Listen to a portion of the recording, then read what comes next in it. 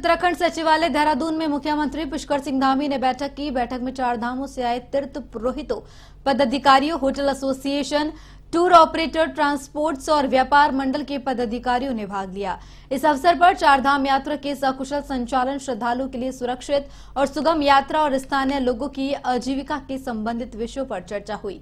मुख्यमंत्री ने कहा कि सितंबर माह के प्रथम सप्ताह के कपाट बंद होने तक चारधाम यात्रा के लिए ऑनलाइन व्यवस्था पूर्व भी भांति रहेगी। वहीं इस अवसर पर चारधाम यात्रा से जुड़े विभिन्न स्टेक होल्डर्स ने अपने सुझाव दिए।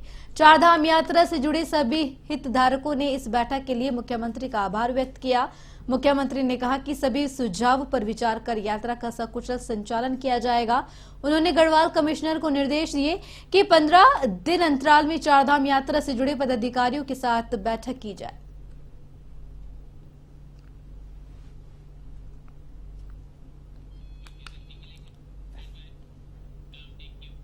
कोलकाता में रेजिडेंट डॉक्टर के रेप और हत्या के बाद पूरे देश में आक्रोश व्याप्त है, जिसको लेकर पहाड़ों की रानी मसूरी में भाजपा युवा मोर्चा के नेतृत्व में मसूरी पिक्चर पैलेस चौक से शहीद स्थल तक कैंडल मार्च निकाला गया।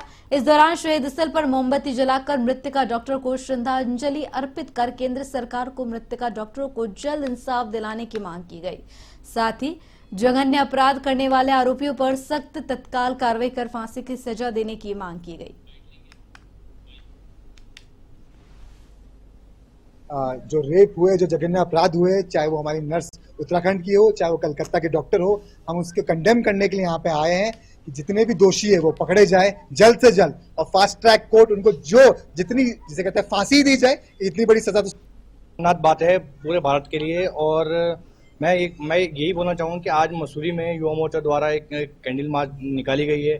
इसलिए निकाली गई कि एक संदेश देने के लिए और उन अपराधियों को कड़ी से कड़ी सजा हो, फांसी हो जल्द से जल्द। और पूरे भारत में भी अभी पूरे ये कैंडल मार्च निकाली जा रही है। तो मैं सरकार से और अपनी सरकार जो हमारी वहाँ पे अभी जो से सुनी है, कहीं ना कहीं हमको भी झकझोर के रख दिया है। एक शर्मसार घटना हुई है और लगातार इस तरह से मैं कहती हूँ कि मतलब इसमें डिले ना किया जाए, तुरंत इनको सजा सुनाई दी जाए। और जब तुरंत फांसी की सजा, इससे बड़ी कोई सजा नहीं है, इनको होगी तो शायद अन्य आप इतना हम एक माँ और एक बेटी वो उसका दुख जानती कि किस तरह से, मतलब जब मैंने पढ़ा है तो अभी भी मेरा दर्द और वो आंखों में जो सीन, जो उसकी स्टोरी हमने पढ़ी है बार बार, तो देहरादून में पंजाब की एक नाबालिग लड़की के साथ सामूहिक दुष्कर्म का मामला सामने आया है। हादसा आईएसबीटी परिसर में खड़ी बस में हुआ। दरिंदों ने 16 वर्षीय किशोरी से हैवानियत की सारी हदें पार कर दी। चाइल्ड वेलफेयर कमेटी की टीम ने जब किशोरी को रेस्क्यू किया तो घटना का खुलासा हुआ, जिसके बाद कमेटी ने काउंसलिंग कर आईएसबीटी चौकी पर मुकदमा दर्ज कराया। देहरादून के एसएसपी अजय सिंह ने बताया कि किशोरी पंजाब की रहने वाली है। घटना के समय वह पंजाब से देहरादून पहुंची थी। पटेल नगर इंस्पेक्टर के लुंठी ने बताया कि मामले में अज्ञात के खिलाफ मुकदमा दर्ज किया गया है। मामले में 2 संदिग्धों को हिरासत में लिया गया है।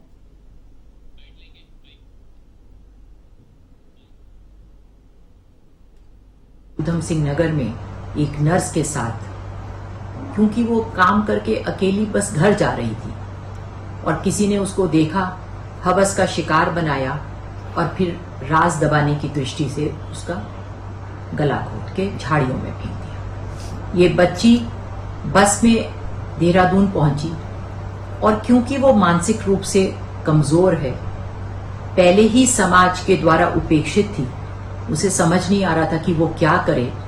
और ऐसे में उसकी इस हालात में उसको देखकर उस पे दया या उसकी मदद के लिए आगे आने की जगह ये कर्मचारी अपने और साथियों को बुला लाया और फिर सबने मिलके उस बच्ची के साथ कुछ ऐसा करा जो ये सभी लोग यहीं के रहने वाले हैं। इसमें 2 तो ये माजरा पटेल नगर में रहते हैं, बाकी एक का घर बुग्गावाला साइड में है और भगवानपुर के बीच में गांव है। तो ऑलमोस्ट ये भगवानपुर, बुग्गावाला, माजरा और यहीं के रहने वाले लोग। हाँ, 2 इसमें बताए, इसमें बस के ड्राइवर है और इसमें कंडक्टर है और उसमें एक क्लीनर है और इसके अलावा एक कैशियर है। नेचुरली अब हिरासत में ले लिया, उनसे पूछताछ करके अब फॉर्मल जो गिरफ्तारी हमारा प्रोसेस है वो करके। मेडिकल रिपोर्ट में क्या रहा है अब तक जो मेडिकल? देखिए अभी इसको जो मेडिकल रिपोर्ट जो रात को हमने जो पहले इन्होंने जो नॉर्मल मेडिकल कराया था, चूंकि लड़की द्वारा कहीं कोई बात ऐसी नहीं बताई गई थी, तो अभी भी जो रात को मेडिकल कराया उसकी रिपोर्ट अभी नहीं आई।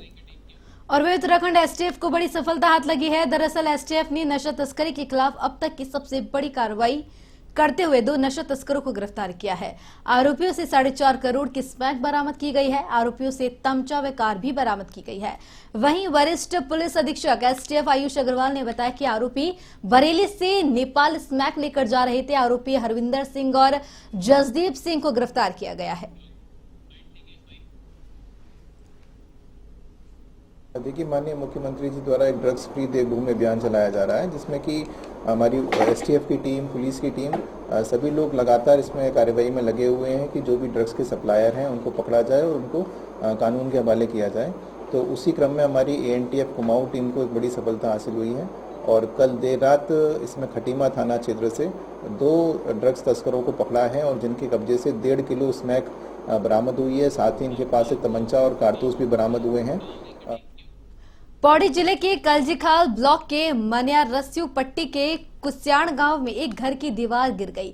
दीवार गिरने से मलबे में दबकर महिला की मौत हो गई। राजस्व उप निरीक्षक दजवीर चौहान ने बताया कि उन्हें कुस्याण गांव में हुए इस हादसे की सूचना मिली कि घटना के समय भूमा देवी पत्नी प्रताप सिंह मकान के निचले तल में सो रही थी।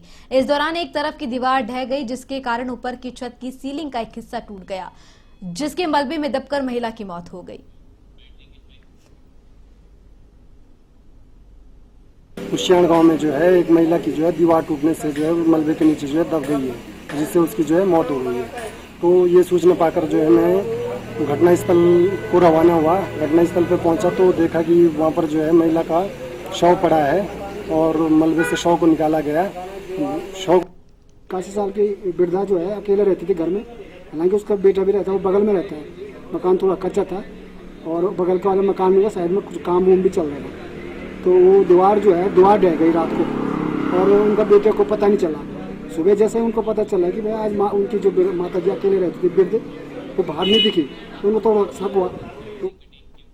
पौड़ी जिले के कोचुदार खनन माफियाओं के हौसले इस कदर बढ़ गए कि दिन दहाड़े प्रशासन की नाक के नीचे नदियों से अवैध खनन करते हैं। अगर कोई पत्रकार इनकी चोरी को उजागर करने के लिए घटनास्थल पर पहुंचता है तो ये माफिया जानलेवा हमला कर देते हैं। ऐसे एक जानलेवा हमला कोटद्वार के इलेक्ट्रॉनिक मीडिया के पत्रकार पर अवैध खनन माफिया ने कर दिया। वहीं पुलिस ने घायल पत्रकार को मेडिकल के लिए अस्पताल ले जाया गया। देखिए, हमारे पास जब भी खनन की शिकायत प्राप्त होती है तो पुलिस के द्वारा कार्रवाई की जाती है। क्योंकि जो खनन के पट्टे हैं, जो खनन जहाँ पे की जाती है, उसका कोई रिकॉर्ड पुलिस के पास नहीं होता है और पुलिस के पास ना ही वो अधिकार होता है कि वो खनन के पट्टों की चेकिंग करवाए। जो पुलिस का अधिकार क्षेत्र है, जब भी कोई खनन के वाहन ऑन रोड आते हैं तो उनको हम लोग चेक करवा सकते हैं और उसी के अनुसार हम लोग कार्रवाई करते हैं। और कभी भी किसी प्रकार की खनन की कहीं पे कार्रवाई आती है तो हम जिला प्रशासन और जो खनन अधिकारी हैं उनके साथ मिलकर इसमें कार्रवाई करते हैं। देखिए, अभी जस्ट हमारे पास शिकायत प्राप्त हुई है और अभी हमारी पुलिस मौके पे गई है और जो इसमें शिकायत करता है उनके साथ भी हमारी बातचीत हो रही है। तो जो भी इसमें नियमानुसार उत्तराखंड सरकार राज्य में 100% आयुष्मान कार्ड बनाने के लिए वृहद स्तर पर अभियान चलाने जा रही है। राज्य के स्वास्थ्य मंत्री डॉक्टर धन सिंह रावत ने इस संबंध में जानकारी देते हुए बताया कि अधिकारियों को पूरे प्रदेश भर में अभियान संचालित करने के निर्देश दिए गए हैं। स्वास्थ्य मंत्री ने बताया कि आयुष्मान योजना के तहत प्रदेश के सभी लोगों को इलाज की सुविधा प्रदान की जा रही है। राज्य में अब तक 60 लाख लोगों के आयुष्मान कार्ड बन चुके हैं, जबकि 10 लाख से ज्यादा लोगों का इलाज इस योजना के तहत किया गया है। इसमें करीब 2400 करोड़ रुपए इन लोगों के इलाज पर खर्च किए जा चुके हैं।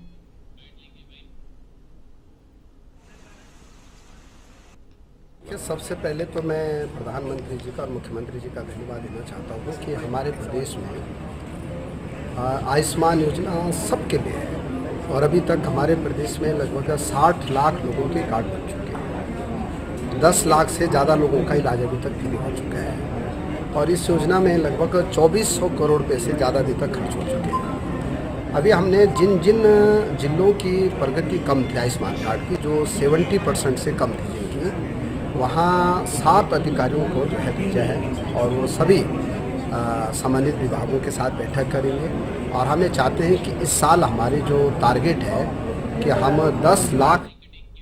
खटीवा में माध्यमिक समन्वय ने माध्यमिक खेल प्रतियोगिता के लिए तैराकी का परीक्षण अशोक फार्म के निजी तालाब में किया, जहां पर तालाब में छात्रों की सुरक्षा के कोई पुख्ता इंतजाम नहीं थे। जहां एक और बरसात के मौसम में तालाब में जहरीले कीट होने का खतरा बना हुआ है, उस पर खुले तालाब में जो माध्यमिक समन्वय की ओर से स्विमिंग की तैयारी की जा रही थी।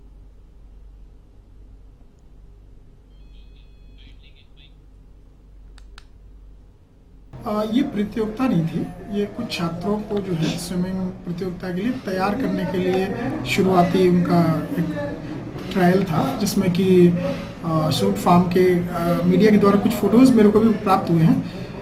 मैं उसमें जो है अभी जो माध्यमिक समन्वयक जिन्होंने कि ये वाला ट्रायल किया है उनको बुलाया भी है और बुला करके उनसे पूछूंगा भी, और मैं जाके स्थलीय निरीक्षण करके जो यथास्थिति है उसको देखूंगा और यदि कुछ गलत पाया जाता है तो। पूर्व विधायक प्रेमानंद महाराजन ने प्रेस वार्ता करते हुए क्षेत्र के लोगों से आगामी विधानसभा सत्र के दौरान 4 सूत्रीय मांग को लेकर धरना प्रदर्शन करने की और कार्यक्रम स्थल पर पहुंचने की लोगों से अपील की है। पूर्व में डीएम को ज्ञापन सौंपकर 4 सूत्रीय मांग को लेकर गैरसैंण राज्य विधानसभा भवन के सामने धरना प्रदर्शन की बात कही थी। मसूरी बड़ौनी चौक पर इंद्रमणि बड़ौनी स्मृति विचार मंच मसूरी की ओर से कार्यक्रम का आयोजन किया गया। कार्यक्रम में मसूरी के सामाजिक और राजनीतिक कार्यकर्ताओं ने इंद्रमणि बड़ौनी जी की मूर्ति पर माल्यार्पण कर उनको याद किया और उनके बनाए हुए मार्गों पर चलने का भी आह्वान किया। इस मौके पर लोगों ने कहा कि अलग राज्य बनाने के लिए आंदोलन की शुरुआत करने वाले इंद्रमणि बड़ौनी को उत्तराखंड का गांधी यूं ही नहीं कहा जाता, उसके पीछे उनका महान तपस्या त्याग रहा है। इस दौरान मसूरी में इंद्रमणि बड़ौनी की मूर्ति की उपेक्षा को लेकर भी लोगों में नाराजगी देखी गई। उन्होंने कहा कि नगरपालिका प्रशासन की ओर से मसूरी में विभिन्न महापुरुषों की मूर्ति लगाकर चौक बनाया गया है, लेकिन उनका रखरखाव नहीं किया जा रहा।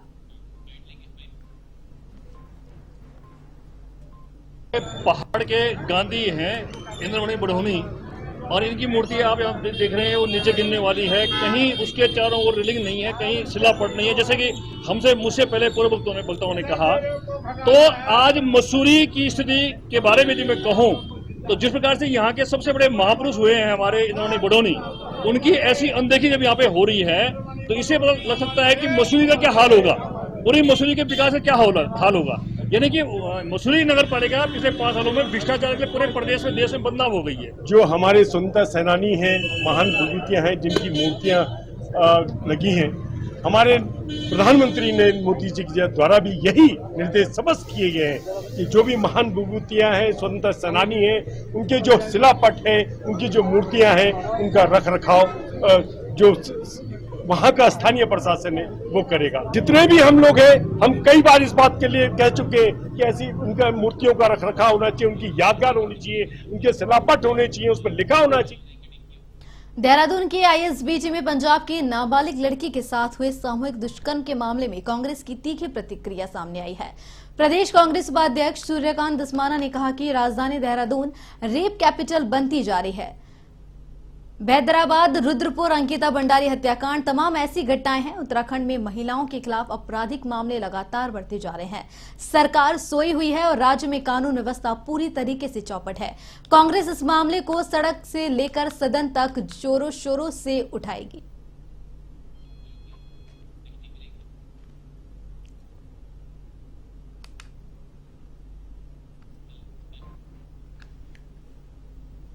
देखिए, कानून व्यवस्था तो है कहां? कानून व्यवस्था राजधानी में आईएसबीटी में, जहां सबसे पहले यात्री आता है पूरे देश से कहीं से भी, वहां पर एक नाबालिग लड़की के साथ गैंग रेप हो जाता है। पुलिस चौकी बगल में है और आईएसबीटी जहां 24 घंटे बसें जहां से डिस्प्ले होती हैं, उस जगह पर एक बच्ची का वहां पर रेप हो जाता है।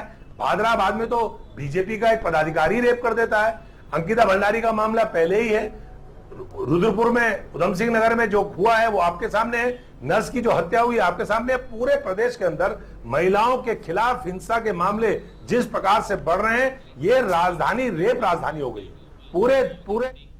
राजकीय चिकित्सालय ऋषिकेश में भर्ती मरीज और उनके परिजनों ने 3 मोबाइल चोरी हो गए। मरीज के परिवार वाले मोबाइल की खोज में इधर उधर भटकते रहे, लेकिन कोई सफलता नहीं मिली। इस घटना ने अस्पताल प्रशासन की सुरक्षा व्यवस्था की पोल खोल कर रख दी है।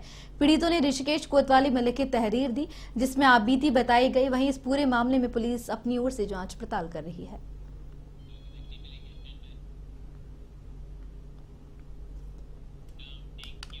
संसदीय कार्य मंत्रालय भारत सरकार और उत्तराखंड सरकार के संयुक्त तत्वाधान में उत्तराखंड विधानसभा देहरादून और गैरसैंण में NEVA का कार्य गतिमान है। नेवा परियोजना के अधिष्ठान के उपरांत उत्तराखंड विधानसभा देश की कुछ चुनिंदा विधानसभा में शुमार हो जाएगी, जो कि पूर्णतः पेपरलेस होगी। विधानसभा अध्यक्ष ऋतु खंडूरी भूषण ने नेवा परियोजना पर कहा कि ये उत्तराखंड विधानसभा के डिजिटल परिवर्तन की दिशा में एक महत्वपूर्ण कदम है और इससे यह सुनिश्चित होगा कि विधानसभा की कार्य क्षमता में वृद्धि हो और हम जनता को बेहतर सेवाएं प्रदान कर सके।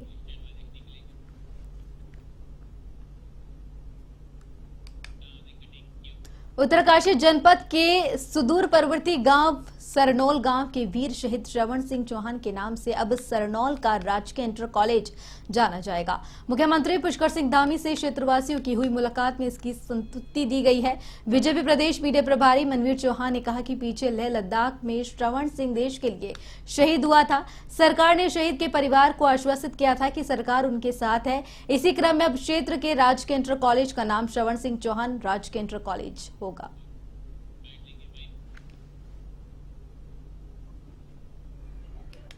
सरनौल गांव के हमारे एक सैनिक श्रवण सिंह चौहान अभी लद्दाख में वीरगति को प्राप्त हुए थे। उसको लेकर के आदरणीय मुख्यमंत्री जी से सरनौल गांव के हमारे प्रतिनिधिगण और हमने मुलाकात करके वहां का जो राजकीय इंटर कॉलेज सरनौल है, उस सरनौल इंटर कॉलेज को श्रवण सिंह चौहान के नाम से करने के लिए हमने अनुरोध किया, जिसके लिए आदरणीय मुख्यमंत्री द्वारा इसकी स्वीकृति के लिए कहा गया। जल्द ही सरनौल इंटर कॉलेज श्रवण सिंह चौहान के नाम से जाना जाएगा, क्योंकि हमारी सरकार की नीति है, आदरणीय मुख्यमंत्री की नीति है कि जो भी सैनिक शहीद होते हैं उनके परिवारों को किसी प्रकार की परेशानी न हो और उन सैनिकों से भविष्य की पीढ़ी भी प्रेरणा ले। देहरादून पुलिस ने साइबर क्राइम सेल को जो मोबाइल खोने संबंधी शिकायतें मिली उन पर कार्रवाई करते हुए सर्विलांस के माध्यम से उत्तराखंड और बाहरी राज्यों से मोबाइल फोन को बरामद कर वापस फोन मालिकों को लौटा दिया है। वहीं एसएसपी देहरादून अजय सिंह ने बताया कि जनपद में खोए हुए मोबाइल की बरामदगी के लिए साइबर क्राइम सेल देहरादून को निर्देशित किया गया था, जिस पर खोए गए मोबाइल फोनों की बरामदगी कर ली गई है। उन्होंने बताया कि वापस लौटाए गए मोबाइल की कीमत 16,95,333 रुपए है। और बहुत लोग इस तरह अफोर्ड भी नहीं कर पाते कि बार बार नया फ़ोन खरीद पाए, तो ये साइबर सेल में लगातार निरंतर बीच बीच में फ़ोन मिलते हैं तो उनको देते रहते हैं। और इसमें काफ़ी सारे मोबाइल अभी करीब 101 अभी हमारे पास थे, जो चूँकि रक्षाबंधन का त्यौहार भी था, काफ़ी सारी हमारी बहनें भी थी इसमें, तो कोशिश थी कि उनको एक तरह से इस समय वापस भी कर दिया जाए। और सभी को हम ये भी करते हैं कि अपने, क्योंकि आजकल इम्पोर्टेंट गैजेट्स है और अगर खो जाता है। 21 अगस्त से गैरसैंण में शुरू हो रहे उत्तराखंड विधानसभा सत्र को लेकर विपक्ष जहां आक्रामक रुख अपनाए हुए हैं, वहीं विधानसभा अध्यक्ष ऋतु खंडूरी ने कहा कि अगर सदन के भीतर सभी दल सदन को चलाने में सहयोग करेंगे और माहौल शांत रहता है तो फिर विधायकों के सभी प्रश्न उत्तरित होंगे, लेकिन अगर माहौल गर्म रहेगा तो फिर सदन की कार्यवाही बाधित होती है। विधानसभा अध्यक्ष ने सभी दलों से सदन को शांतिपूर्ण चलाने की मांग की है। प्रश्न जो आते हैं उनके जवाब तो मिलते ही हैं और प्रयास ये रहता है कि ज्यादा से ज्यादा प्रश्न अपने जो हमारे सदस्य हैं वो उठा सकें, और अगर अच्छे माहौल में उठाएंगे तो पूरे के पूरे प्रश्न भी उठाए जा सकते हैं, ऐसी दिक्कत नहीं है। अगर हल्ला हंगामा होता है तो फिर प्रश्न नहीं उठ पाते हैं। तो सदस्यों से भी निवेदन करना चाहूंगी कि आप अपने क्षेत्रों की बात। ऋषिकेश के श्रीदेव सुमन विश्वविद्यालय कैंपस में NSUI ने मेहंदी प्रतियोगिता का आयोजन किया, जिसका शुभारंभ छात्र संघ के अध्यक्ष हिमांशु जाटव ने किया। मौके पर विद्यालय की छात्राओं ने मेहंदी प्रतियोगिता में हिस्सा लिया। प्रतियोगिता में प्रथम स्थान अदिति चौहान, द्वितीय स्थान प्रिय और तृतीय स्थान ईशा ने पाया। सभी छात्राओं को हौसला अफजाई के लिए उन्हें इनाम भी दिया गया।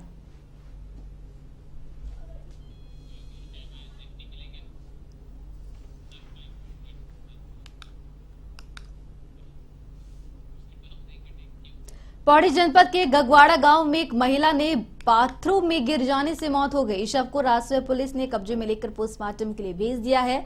जानकारी के अनुसार गगवाड़ा गांव की महिला नहाने के लिए बाथरूम में गई थी और लंबे समय तक वापस नहीं आए, जिसके बाद परिजनों ने ग्रामीणों की मदद से बाथरूम का दरवाजा तोड़ा। आनन फानन में महिला को जिला अस्पताल पहुंचाया गया, जहां डॉक्टरों ने उसे मृत घोषित कर दिया। फिलहाल पुलिस मामले की जांच पड़ताल कर रही है। वारसू से एक महिला का शव जिले चिकित्सालय में आया है, जो कि लगभग 1 से 1.5 घंटे पूर्व एक्सपायर हो चुकी है। अतः जो है आप से मामला आपके क्षेत्र से संबंधित होने के कारण आप मौके पर आकर आवश्यक कार्रवाई करें। मैं तत्काल में हमरा कर्मचारी श्री मनोज कुमार राजस्व उप निरीक्षक नांदल सिंह 2 के साथ मैं आवश्यक कागजातों के। वहीं हल्द्वानी में मोटे अनाज को लेकर 21 अगस्त को हल्द्वानी के मधुबन बैंक्वेट हॉल में एक बड़े कार्यक्रम का आयोजन किया जा रहा है। इस कार्यक्रम का मकसद यह है कि लोगों को मोटे अनाज खासकर मक्का, बाजरा, झंगोरा के बारे में पता चल सके और लोग इन उत्पादों के प्रति जागरूक हो सके।